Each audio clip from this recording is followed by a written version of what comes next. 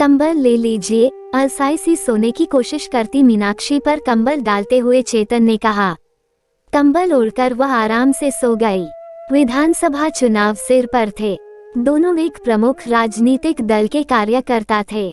चेतन सबसे वरिष्ठ था। वह एक तरह से कर्ता धर्ता था। उसकी हैसियत छोटे मोटे प्रभावशाली क्षेत्रीय नेता जैसी बन गई थी। मीनाक्षी एक निम्न मध्यवर्गीय परिवार से थी। वह ग्रेजुएट थी। कई जगह कोशिश करने के बावजूद उसे कोई नौकरी नहीं मिली थी। उसके एक परिचित ने उसे कुछ महिलाओं को इकट्ठा कर एक चुनावी सभा में लाने को कहा। इस काम के लिए उसे 5,000 रुपए मिले थे। कुल 25 महिलाओं को वह सभा में ले गई थी। 100 रुपए हर महिला को देने के बाद उसके पास 2,500 रुपए बच गए थे। फिर तो ये सिलसिला चल पड़ा। इसी दौरान उसकी मुलाकात चेतन से हुई थी। वह अधेड़ उम्र का छुट भैया नेता था। मीनाक्षी उम्र में उससे काफी छोटी थी। दोनों का परिचय हुआ, फिर घनिष्ठता बढ़ी। देखते ही देखते ये घनिष्ठता सारी सीमाएं लंघ गई, मगर उनके संबंध ढके छिपे ही रहे। चुनावी दौर खत्म हुआ। चेतन और मीनाक्षी की पार्टी चुनाव जीत गई। सत्ता पक्ष की पार्टी का मुख्य कार्यकर्ता होने से चेतन की पूछ बढ़ गई। वह बड़े बड़े लोगों के काम करवाने लगा। उनसे वह खूब पैसा वसूलता। इस तरह उसके आर्थिक हालात भी सुधरने लगे। साथ ही उसकी खास मखास मीनाक्षी की भी पार्टी में अच्छी स्थिति हो गई और धीरे धीरे वह एक हस्ती बन गई। मीनाक्षी ने ब्यूटिशियन का कोर्स किया हुआ था। एक पॉश कॉलोनी के बड़े शॉपिंग मॉल में उसने ब्यूटी पार्लर खोल लिया। आर्थिक हालात और ज्यादा सुधरे तो चेतन ने एक पॉश इलाके के एक अपार्टमेंट में अगल बगल 2 बड़े फ्लैट, एक अपने नाम से और एक अपनी प्रेमिका मीनाक्षी के नाम से खरीद लिए। एक दक्ष कारीगर द्वारा चेतन ने दोनों अपार्टमेंट्स के बीच वार्डरोब के अंदर से ही एक गुप्त दरवाजा बनवा दिया। इसका पता चेतन और मीनाक्षी के सिवा किसी अन्य को नहीं था। चेतन का राजनीतिक करियर धीरे धीरे चढ़ता गया। वो पहले नगर पार्षद, फिर विधानसभा सदस्य, फिर मंत्री और अब मुख्यमंत्री पद का प्रमुख दावेदार बन गया था। साथ ही उसकी खास मखास समझी जाने वाली मीनाक्षी का कद और रुतबा भी काफी ऊंचा हो चला था। राजनीतिक क्षेत्र में उसको कोई भी सौदा पटाने, लेन देन की रकम पहुंचाने या विवाद निपटाने के लिए उपयुक्त समझा जाता था। मीनाक्षी काफी सुंदर होने के साथ साथ चालाक भी थी। वह जानती थी कि पैसे के साथ हुस्न और शबाब का अपना रौब होता है। उसकी अपनी पार्टी में उस पर जान छिड़कने वाले अनेक लोग थे, मगर वह बिना जांचे परखे और उसकी अहमियत समझे किसी से ज्यादा बात नहीं करती थी। चेतन अब मंत्री बन गया था। उसका स्थान मंत्रिमंडल में दूसरा था। वर्तमान मुख्यमंत्री उसके बढ़ते प्रभाव से चिंतित थे।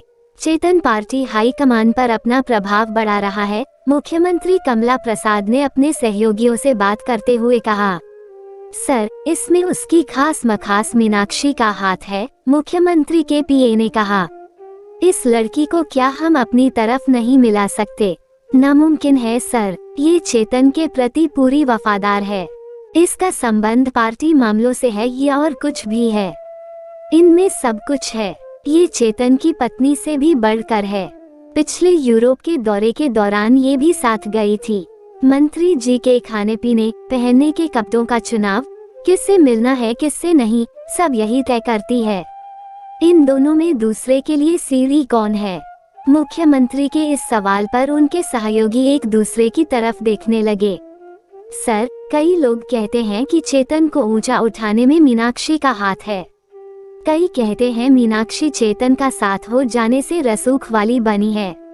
सच्चाई जो भी हो, वे एक दूसरे के पूरक हैं, पीए ने कहा। मीनाक्षी हमारी तरफ नहीं आ सकती। सर, आपको अपनी तरफ लाकर क्या करना है? पवन, जो सीएम का खास सलाहकार था, कि इस सवाल पर सब हंस पड़े। मुख्यमंत्री भी हंसने लगे। एक खूबसूरत जवान औरत का मुख्यमंत्री ने क्या करना था?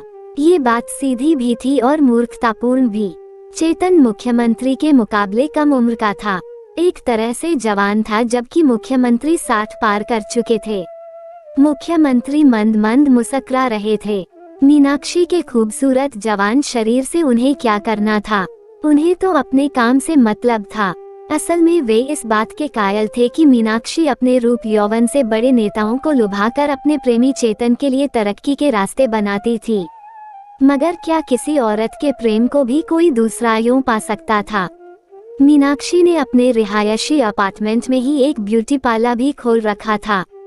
जिनको वह अपने ब्यूटी पार्लर में ट्रीटमेंट नहीं दे पाती थी या जो स्पेशल ट्रीटमेंट चाहते थे वे स्पेशल आवर में अपार्टमेंट में आ जाते थे। इसके लिए उन्हें फीस भी ज्यादा देनी पड़ती थी। थोड़े थोड़े अंतराल पर मंत्री जी भी स्पेशल ट्रीटमेंट, जिसमें बॉडी मसाज, हेड मसाज और अन्य उपचार शामिल थे, के लिए मीनाक्षी के पास आते थे। आज मंत्री जी को आना था। मीनाक्षी अपनी नौकरानी, जो उसकी ऑल इन ऑल थी, के साथ स्पेशल खाना बनवा रही थी। तभी यही चेतन मीनाक्षी को साइकिल के करिया पर बिठा सभाओं व कार्यक्रमों में लाता ले जाता था। फिर साइकिल की जगह मोटरसाइकिल या स्कूटर आ गया था और अब लावलशकर के साथ मंत्री जी विदेशी कार में आते थे। मंत्री जी आ गए। कमांडो दस्ता बाहर पहरे पर खड़ा हो गया। मंत्री जी अकेले ब्यूटी पार्लर में चले गए। पहले मालिश से उनकी थकावट और तनाव दूर करने का उपचार हुआ। फिर हर्बल स्नान, फिर डिनरक्स का हल्का फुल्का दौर चला। फिर खाना सर्व हुआ। खाना खाने के बाद मंत्री जी अपने अपार्टमेंट में रात्रि विश्राम के लिए चले गए। मंत्री जी ज्यादातर अपने सरकारी आवास पर परिवार सहित रहते थे, लेकिन कभी कभी विशेष बैठक या विशेष चिंतन हेतु अपने अपार्टमेंट में अकेले विश्राम करने आ जाते थे। ऊपर से देखकर कोई पता नहीं लगा सकता था कि मीनाक्षी का अपार्टमेंट मंत्री जी के अपार्टमेंट से गुप्त रास्ते से जुड़ा हुआ है। मंत्री जी के जाने के बाद नौकरानी भी चली गई। मीनाक्षी ने बजर दबाया। मंत्री जी ने वार्डरोब में स्थित गुप्त दरवाजा खोल दिया। मीनाक्षी मंत्री जी के रूम में आकर उनकी बाहों में समा गई। फिर काफी देर तक उनके बीच प्रेमालाप का दौर चला। फिर दोनों संतुष्ट हो गंभीर मंत्रणा में खो गए। आज एक नई बात सुनी है, चेतन ने कहा। क्या मुख्यमंत्री कामता प्रसाद तुम्हें अपने पाले में करना चाहता है? फिर क्या इरादा है? मीनाक्षी की आंखों में आंखें डालते हुए थोड़ी शरारत से मंत्री जी ने पूछा। उसके पाले में चली जाती हूँ, अगर वो मुझे मंत्री या अपनी पत्नी बनाए तो, उसी शोखी के साथ मीनाक्षी ने कहा।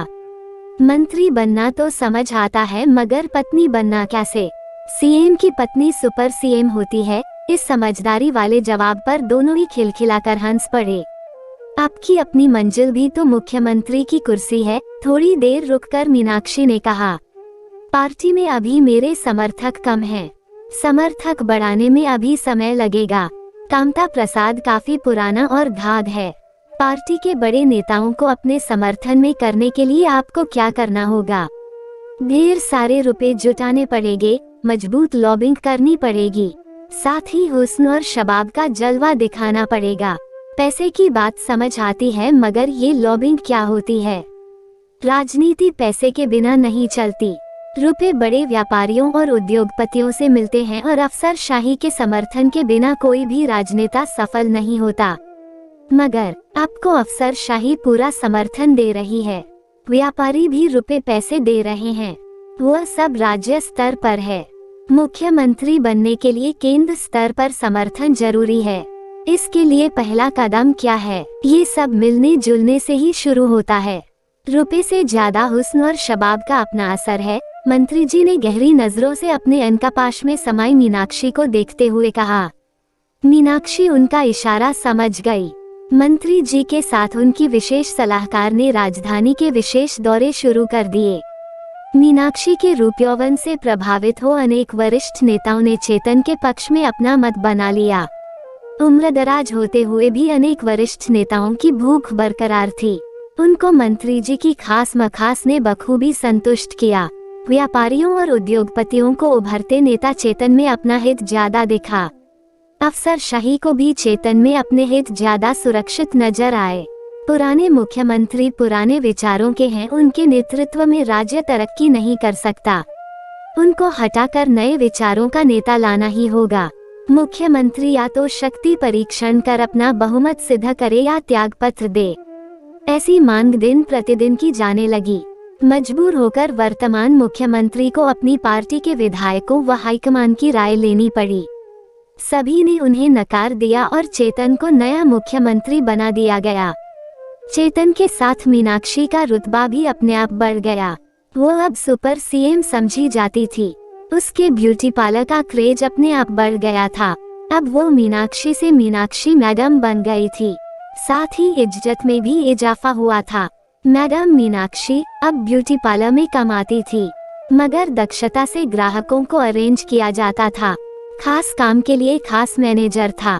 मैडम अब मिस 10% थी। किसी भी काम को सुलझाने के लिए ली जाने वाली फीस का 10% थी। ऐसा काम आने पर मैडम के खास मैनेजर द्वारा पहले पार्टी को जांचा परखा जाता था, फिर उसे सेफ समझ अपॉइंटमेंट फिक्स होता, फिर मामला आगे बढ़ता। स्पेशल ट्रीटमेंट के लिए पार्टी एडवांस फीस देकर मैडम के अपार्टमेंट में स्थित विशेष ब्यूटी पार्लर आती। मुख्यमंत्री भी थोड़े थोड़े अंतराल पर स्पेशल ट्रीटमेंट के लिए या एकांत चिंतन के लिए अपने अपार्टमेंट आते। उनकी विशेष सलाहकार उनका तनाव दूर करती। मीनाक्षी के परिवार की आर्थिक स्थिति भी पूरी तरह से सुधर गई थी। उसके दोनों भाई शहर के पॉश इलाके में कोठियों में रहते थे। वे बड़े व्यापारी थे। बहनें व जीजा भी सब तरह से संपन्न थे। मगर मीनाक्षी खुद क्या थी?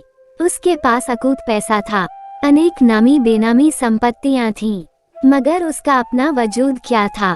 हर कोई उसको एक ढाकी छिपी कॉलेगरल, वेश्या या दलाल ही समझता था। राजनीति में कोई स्थायी मित्र या शत्रु नहीं होता। मीनाक्षी कभी कभी अपने माता पिता से भी मिलने जाती थी। तेरे पास सब कुछ है, तू अब अपना घर क्यों नहीं बसाती? माँ के इस सवाल पर मीनाक्षी सोच में पड़ गई। कौन करेगा उससे शादी? क्या मुख्यमंत्री चेतन, जो उसकी देह को इतने सालों से भोग रहा था, उससे शादी कर सकता था? कितने छोटे बड़े राजनेता उसको भोग चुके थे, मगर इस सब में चेतन का ही हित था। क्या वह उससे शादी कर सकता था? क्या कोई बड़ा राजनेता, उद्योगपति, व्यापारी, बड़ा अफसर उसको अपनी पुत्रवधू या पत्नी बना सकता था? कोई शरीफ खानदान या परिवार उसको अपनी बहू कबूल कर सकता था? सवाल सीधा था, साधारण था। मुख्यमंत्री थोड़े थोड़े अंतराल पर स्पेशल ट्रीटमेंट के लिए मीनाक्षी के पार्लर में आते थे। कभी कभार विशेष सलाहकार के तौर पर मीनाक्षी को देश के कई भागों में या कभी कभी विदेशों में भी ले जाते थे, मगर वह तो हर जगह विशेष नजरों से ही देखी जाती थी।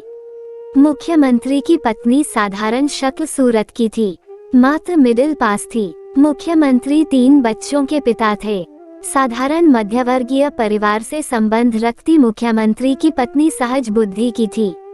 कभी कभी किसी दौरे पर, विदेश यात्रा पर मुख्यमंत्री जी का परिवार और विशेष सलाहकार मीनाक्षी भी साथ होती थी, मगर जो सम्मान या प्रतिष्ठा कम पढ़ी लिखी आम शक्ल सूरत की मुख्यमंत्री की पत्नी को मिलती, वो ऊंची पढ़ी लिखी बेहद खूबसूरत मीनाक्षी को नहीं मिलती थी, क्योंकि हर कोई इस सच्चाई से वाकिफ था कि वह सीएम की वो थी। आगे का कहानी अगले भाग में सुनिए। अगर आपको कहानी पसंद आई तो चैनल को सब्सक्राइब करें। धन्यवाद।